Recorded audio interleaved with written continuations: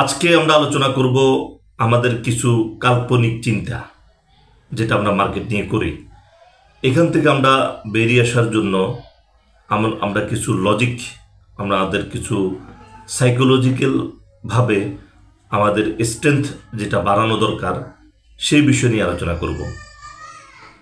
এখন মার্কেট ফল, আমরা এখন আশায় আছি যে মার্কেট ফলের পর আবার বাড়বে।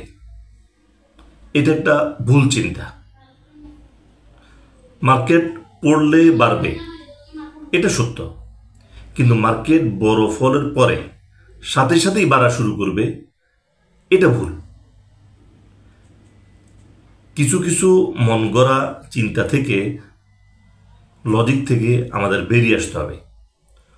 অনেক পড়েছে, আর কত পড়বে? আসলে পড়ার কোনো শেষ নেই। 10 পয়সা 20 পয়সা করে পড়তে পড়তে কখন যে 30% লস হয়ে যাবে আপনি টেরই পাবেন না। আমরা যে মার্কেটে যে আশায় থাকি, এই আশায় থাকা থেকে বেরিয়ে আসতে হবে। লস নেওয়ার সাহসিকতা করতে হবে। একুমুলেশন এবং ডিস্ট্রিবিউশন জোন আমাদেরকে চিনতে হবে। এই যে এখন ফল মার্কেট, এটাকে যদি আমরা একুমুলেশন জোন হিসেবে চিন্তা করি, ভুল চিন্তা হবে। এখনো একুমুলেশন স্টার্ট হয় নাই।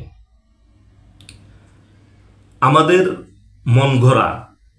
মন গড়া লজিক মার্কেটের উপর চাপিয়ে দেওয়া মানেই আমাদের পোর্টফোলিওটাকে ঝুঁকির মধ্যে ফেলছি।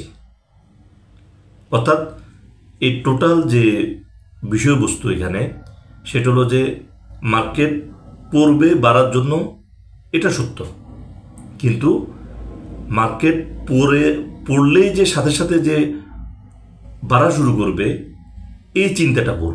অর্থাৎ আমরা এখনকার বর্তমান যে মার্কেটে আছি, এই বর্তমান মার্কেটে যে ফল হচ্ছে, আমাদের ইনভেস্টররা আমরা কি চিন্তা করছি? আমরা চিন্তা করছি মার্কেট তো ফল হচ্ছে, তো ফল শেষ হলে মার্কেট বাড়া শুরু করবে। এই চিন্তাটাই আসলে একটা ভুল চিন্তা। এখান থেকে বেরিয়ে আসতে হবে। কারণ মার্কেট ফল করলে সাথে সাথে যে মার্কেটটা আবার যে ইউটার্ন করে বড় ধরনের পজিটিভ ধারায় ফিরে যাবে, এটা কোনো নিশ্চয়তা নেই। কিন্তু আমরা এই চিন্তা করেই আমরা শেয়ার হাতে নিয়ে বসে আছি। এই কারণেই আমাদের মার্কেটে বড় বড় আমাদের লস হচ্ছে। যে আমরা মনে করছি যে মার্কেট 200 পয়েন্ট 500 পয়েন্ট ফল করেছে, এবার মার্কেট বাড়া শুরু করবে। তো 500 পয়েন্ট বাড়লে যে আপনার 1000 পয়েন্ট বাড়বে এটা কোনো নিশ্চয়তা নেই। অর্থাৎ আমাদের এই নিজের মন গড়া যে লজিক, ভুল লজিকগুলো মার্কেটে আমাদেরকে বারবার বিপদগামী করছে, আমাদের পোর্টফোলিওগুলোকে ঝুঁকির মধ্যে ফেলে দিচ্ছে, আমাদের লসের পরিমাণ বাড়াচ্ছে। কারণ এই যে বর্তমান মার্কেট, এই বর্তমান মার্কেটে আমাদের এখন একটাই চিন্তা, যেটা হচ্ছে যে মার্কেট পড়েছে, মার্কেট বাড়া শুরু করবে। মার্কেট পড়েছে, মার্কেট বাড়া শুরু করবে। কিন্তু তা থেকেও সত্য চিন্তা যেটা, সেটা হলো যে মার্কেট পড়লেই সাথে সাথে বাড়বে না। মার্কেট পড়ে কোথায় গিয়ে থামবে সেটা মার্কেট ডিসাইড করবে। আমাদেরকে বুঝতে হবে যে প্রপার জায়গাটাকে বের করতে হবে, কোন জায়গা থেকে মার্কেট পজিটিভ ধারায় আসবে। এই জিনিসটা আমাদেরকে বুঝতে হবে। অর্থাৎ আমরা যে আশা নিয়ে বসে আছি যে মার্কেট পড়ছে, কদিন পরে মার্কেট আবার বাড়া শুরু করবে, এই ভুল চিন্তাটা যদি আমাদের মাথার থেকে আমরা বের করতে না পারি, তাহলে আমাদের পোর্টফোলিও সবসময় লসের মধ্যে থাকবে। তো টোটাল আমাদের আজকের যে আলোচনা, সেটা হলো যে আমরা আমাদের মন গড়া লজিক মার্কেটের উপর চাপিয়ে দিব না, এবং মার্কেট পড়বে বাড়ার জন্যই, তবে কখন বাড়বে সেটা মার্কেট ডিসাইড করবে।